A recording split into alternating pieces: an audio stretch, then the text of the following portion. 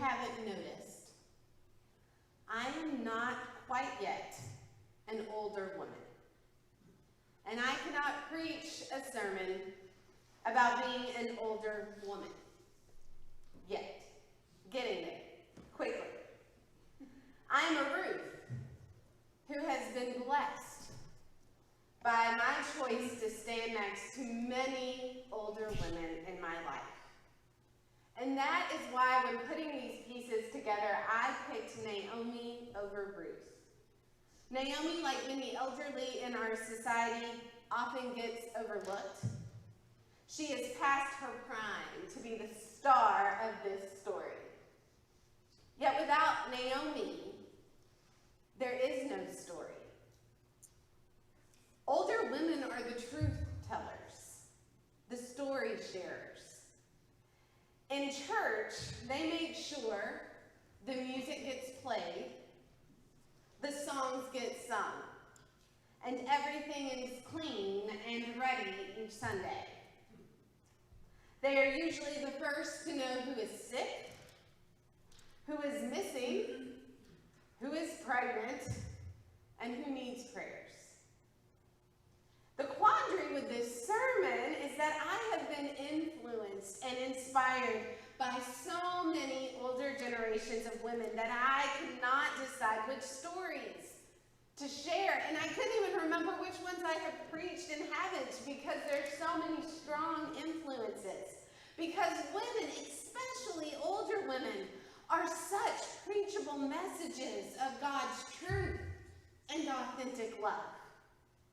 This can be witnessed clearly by the fact that the sitcom from my childhood that has, in my opinion, continued to have the longest real connection with people is the Golden Girls. It's become an iconic show that people still watch and connect to all the time. Most of us here can easily sing the theme song. A song that even relates to today's story. A song about being a friend, traveling down roads to Bethlehem and Moab and back again. A song about friendship being the greatest gift anyone can offer. Now, Betty White is the only remaining primary character from that show on this earth. It is sometimes pointed out that sliced bread was invented in 1928. That means that Betty White is literally older than sliced bread.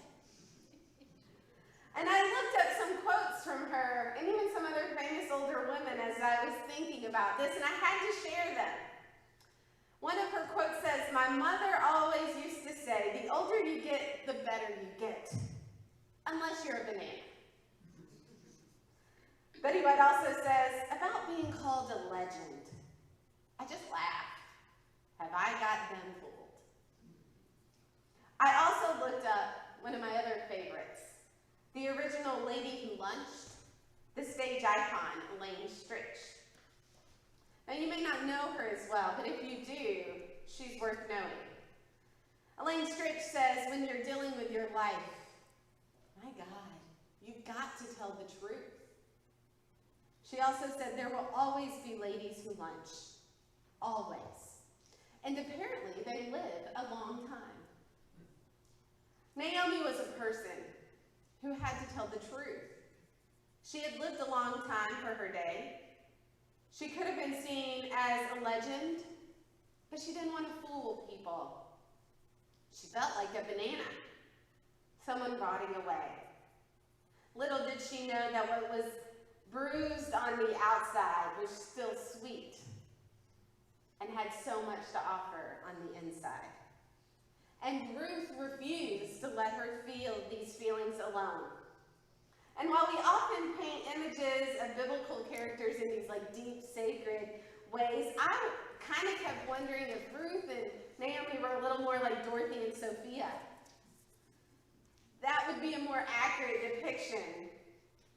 There seemed to be a little bit of scheming between both of them, a bit of gumption that sometimes can come when you're older and have nothing left to lose, and a younger woman willing and sometimes unwilling to go along with the crazy ideas of the older women.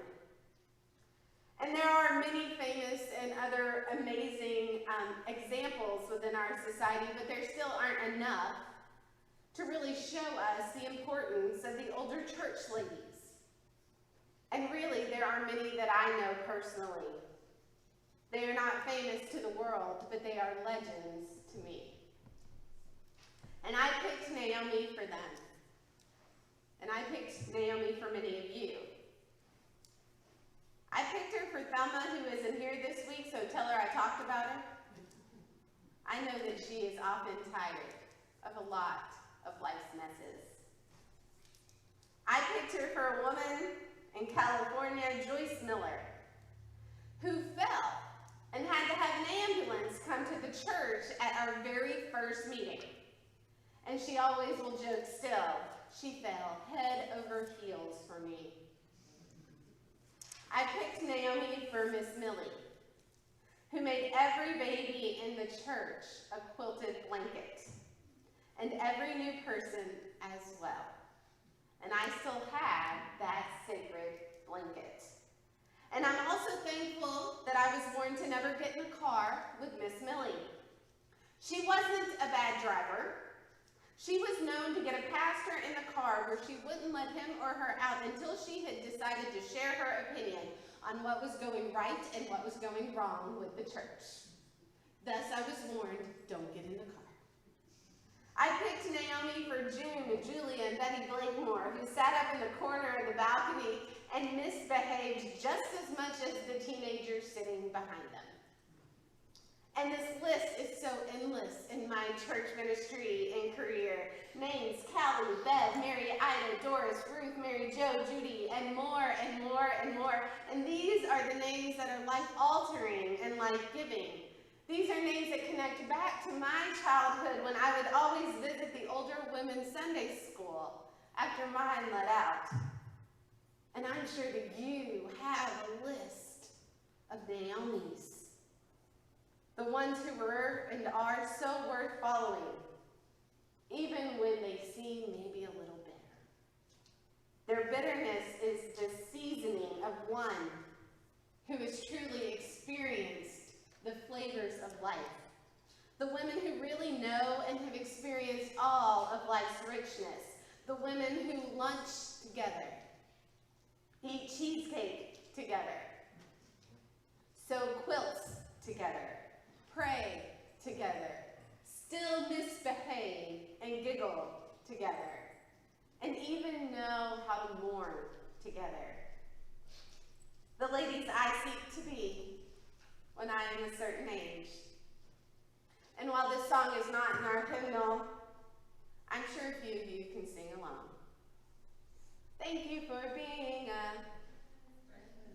traveling down the road and oh, y'all are such quality singers. I'm here for it.